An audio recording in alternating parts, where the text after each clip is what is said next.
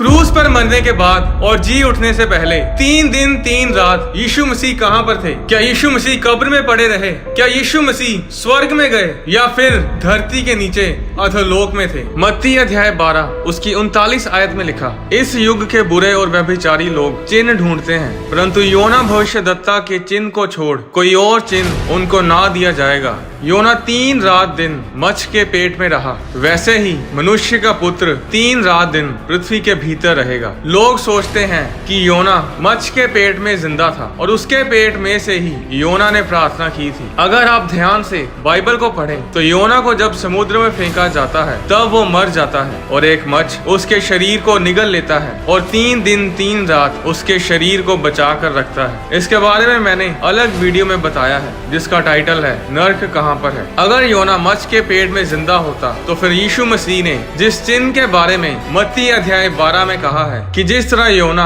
3 रात दिन मच्छ के पेट में रहा, वैसे ही मनुष्य का पुत्र 3 रात दिन पृथ्वी के भीतर रहेगा। योना मर गया था और 3 दिन 3 रात मच्छ के पेट में रहा और यीशु मसीह भी क्रूज पर मरे और 3 दिन 3 रात धरती के भीतर रहे। अब सवाल ये है कि यीशु मसीह धरती के भीतर कहाँ रहे? क्रूज पर मरने के बाद और जी उठने से पहले 3 दिन 3 रात यीशु मसीह ने कहाँ बिताए? इफिसियों अध्याय 4 उसकी 8 में लिखा, इसलिए वह कहता है, वह ऊंचे पर चढ़ा और बंदियों को बांध ले गया और मनुष्यों को दान दिए। उसके चढ़ने से और क्या पाया जाता है? केवल ये कि पृथ्वी की निचली जगहों में उतरा भी था और जो उतर गया ये वही है जो सारे स्वर्गों से ऊपर चढ़ भी गया कि सब कुछ परिपूर्ण करे। यीशु मसीह के क्रूज पर चढ़ाए जाने से पहले धर्मी और पापी लोग मरने के बाद कहाँ जाते थे? लूका अध्याय 16 उसकी 19 आयत में लिखा, एक धनवान मनुष्य था जो बैंजनी कपड़े और मलमल पहनता और प्रतिदिन सुख विलास और धूमधाम के साथ रहता था। लाजर नाम का एक कंगाल घावों से भरा हुआ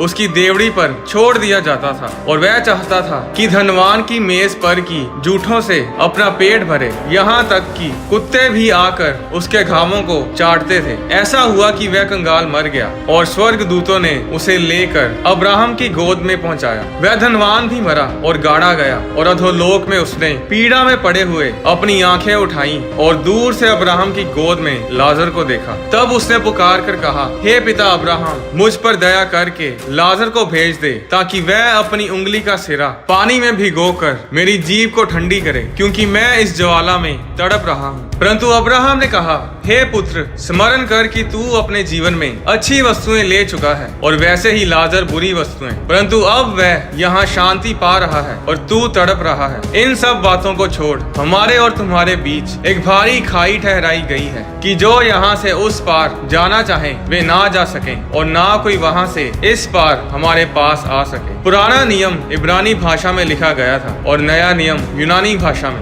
जो शब्द पुराने नियम में अधोलोक के लिए इस्तेमाल किया गया है वो है शियोल, और जो शब्द नए नियम में अधोलोक के लिए इस्तेमाल किया गया है वो है हेडीस।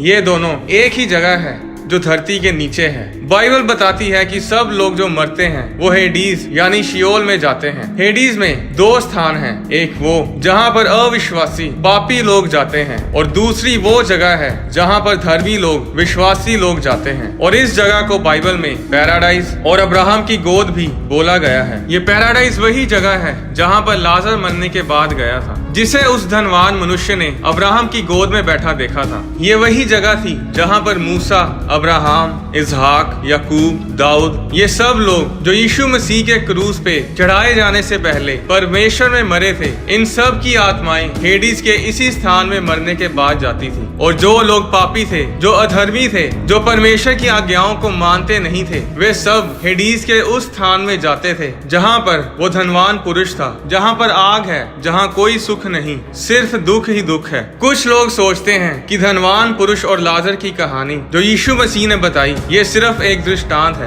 ये असल में नहीं है, ये सिर्फ उदाहरण के लिए यीशु मसीह ने लोगों को बताई।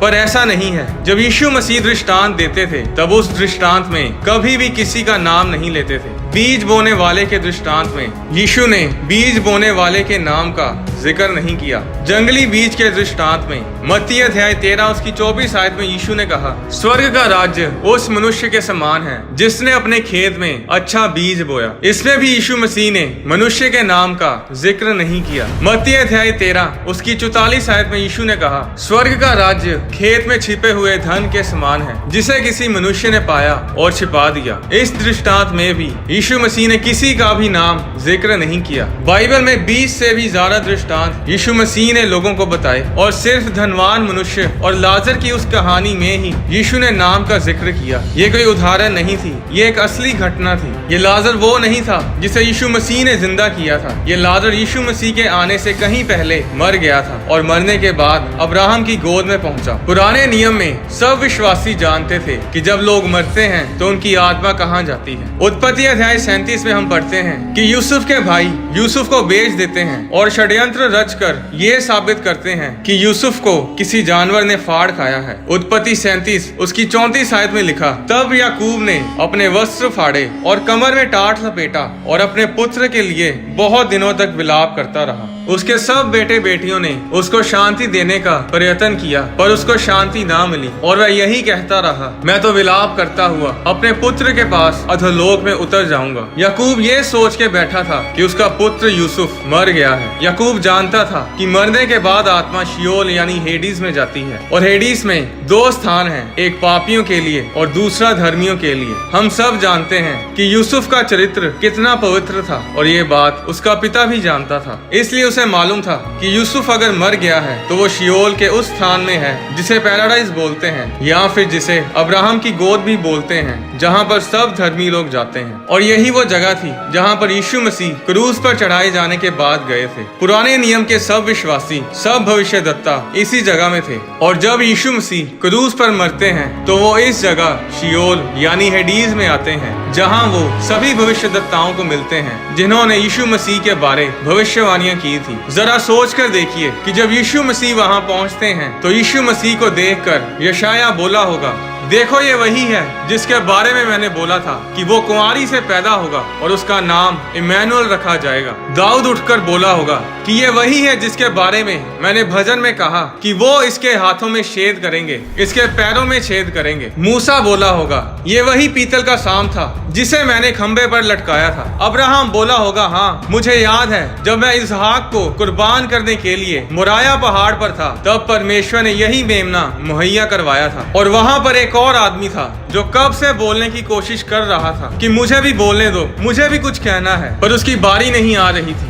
आखिरकार यीशु मसीह बोलते हैं और जो कुछ उन्होंने धरती पर किया वो सब प्रचार करते हैं और जो होने वाला है उसके बारे में बताते हैं। और फिर यीशु मसीह कहते हैं कि चलो अब इस लड़के को बोलने दो जो कब से बोलना चाह रहा है। और वो लड़का लंबी सांस लेता है और बोलता है, मैं वो चोर था जो यीशु मसीह के साथ लटकाया गया था। मेरे पास कोई उम्मीद नहीं थी, मैं शियोल की दूसरी जगह में जाने वाला था। मैंने यीशु के बारे में सुना था कि कैसे वो रोगियों को चंगा करता है, लोगों को आशीषित करता है। मैंने ये भी सुना कि ये पाप क्षमा भी करता है। और जब उन्होंने इसे मेरे साथ क्रूस पर लटकाया तो मैंने उस आखिरी घड़ी में मरते समय प्रार्थना की कि प्रभु मुझे अपने राज्य में याद करना। और जब मैंने अपने पापों से तौबा की तो यीशु ने मुझे बचाया और आज मैं धर्मी लोगों के साथ पैराडाइज में हूँ। यीशु मसीह ने 3 दिन 3 रात धरती के नीचे शियोल यानी हेडीज में प्रचार किया और तीसरे दिन अचानक शियोल के दरवाजों में गड़गड़ाहट की आवाज सुनाई दी और यीशु मसीह मुर्दों में से जी उठते हैं। प्रकाशित वाक्य अध्याय 20 उसकी 14 आयत में लिखा, मृत्यु और अधोलोक आग की झील में डाले गए। बाइबल बताती है कि मृत्यु और अधोलोक यानी कि डेथ और हेडीज आत्माएं हैं, ये गिरे हुए स्वर्गदूत हैं। तो जब शैतान ने मृत्यु और अधोलोक से पूछा होगा कि तीसरे दिन यहाँ पर क्या हुआ, तो उन्होंने शैतान से कहा होगा कि पहले दिन तो वो यही था और दूसरे दिन भी यही था, हमें लगा कि बस मसीह मर चुका है। तब शैतान ने पूछा, तो फिर आज सुबह क्या हुआ? उन्होंने कहा कि हमने अधोलोक के दरवाजों में गड़गड़ाहट को सुना, ऐसी गर्जन हमने पहले कभी नहीं सुनी, किसी के चलने की भारी आवाज आ रही थी। और जब हमने पूछा कि कौन हो तुम और यहाँ क्या करने आए हो, और हमने एक भयानक आवाज सुनी जिसने कहा, मेरा नाम विक्ट्री है, मेरा नाम जय है और मैं यीशु मसीह को लेने आई हूँ। उन्होंने शैतान को बताया होगा कि तुम विश्वास नहीं करोगे कि आज सुबह क्या हुआ। वो अपनी उंगलियों पर मृत्यु और अधोलोक की कुंजियां घुमाता हुआ सभी धर्मियों को अपने साथ ले गया। जिस तरीके से मैंने आपको ये सब बताया, इस तरीके से तो बाइबल में नहीं लिखा।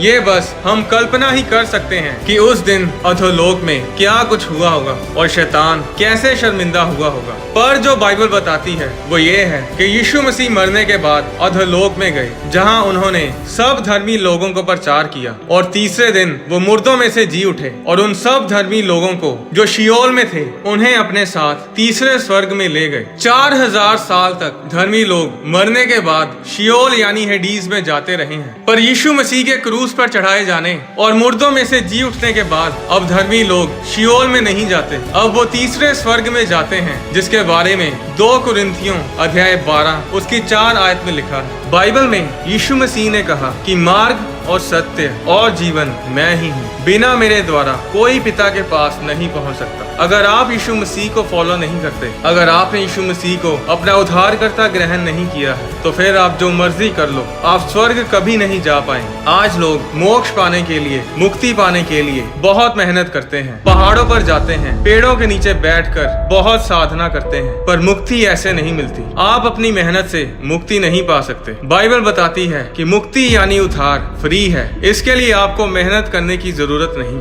जरूरत है तो सिर्फ यीशु मसीह पर विश्वास करने की। उद्धार आपकी मेहनत से नहीं, बल्कि परमेश्वर के अनुग्रह, परमेश्वर की कृपा और उसकी दया के कारण हमें मिलता है, जो सिर्फ यीशु मसीह को ग्रहण करने से हमें मिलता है। और उद्धार पाने के लिए आपको किसी चर्च में भी जाने की जरूरत नहीं। आप जहाँ कहीं भी हैं, आप इसी समय यीशु मसीह को अपना उद्धारकर्ता ग्रहण कर सकते हैं। अगर आप यीशु मसीह को अपना उद्धारकर्ता ग्रहण करना चाहते हैं तो मेरे साथ बोलें, परमेश्वर पिता, मैं विश्वास करता हूँ कि यीशु मसीह मेरे लिए इस धरती पर आए, क्रूस पर चढ़े, मेरे लिए मरे और मेरे लिए फिर तीसरे दिन मुर्दों में से जी उठे। मैं अपनी गलतियों, गुनाहों को मानता हूँ और अपने पापों से तौबा करता हूँ। यीशु मसीह, आप मेरे दिल में आए, मैं आपको अपना उद्धारकर्ता, अपना प्रभु ग्रहण करता हूँ, यीशु मसीह के नाम में, आमीन। अगर आपने ये छोटी सी प्रार्थना मेरे साथ की है तो आपने उद्धार पा लिया है। जी हाँ, ये इतना ही आसान है। लोग सोचते हैं कि परमेश्वर बड़ा कॉम्प्लिकेटेड है, पर परमेश्वर बहुत ही सरल है। आज बहुत से लोग परमेश्वर बनना चाहते हैं, पर इस दुनिया का कर्ता, इस दुनिया का बनाने वाला परमेश्वर इंसान बना आपके लिए और मेरे लिए। आज जो कोई यीशु मसीह पर विश्वास करता है वो नाश नहीं होता, बल्कि अनंत जीवन ग्रहण करता है। क्या आप जानते हैं कि आज हर कोई जाने अनजाने में यहोवा परमेश्वर का नाम बोलता है, चाहे वो विश्वासी हो या फिर अन्य जाति। जब परमेश्वर ने इस धरती की सृष्टि की तो परमेश्वर ने किस जगह पर खड़े होकर इस पृथ्वी की सृष्टि की थी? परमेश्वर किस समय धरती पर घूमने आता है? याकूब इंसान होकर परमेश्वर के साथ कैसे लड़ा? आने वाली वीडियोस में मैं आपके साथ बाइबल के गहरे भेदों को शेयर करूंगा। आने वाली कोई भी वीडियो मिस ना करें। परमेश्वर आपको आशीष दे।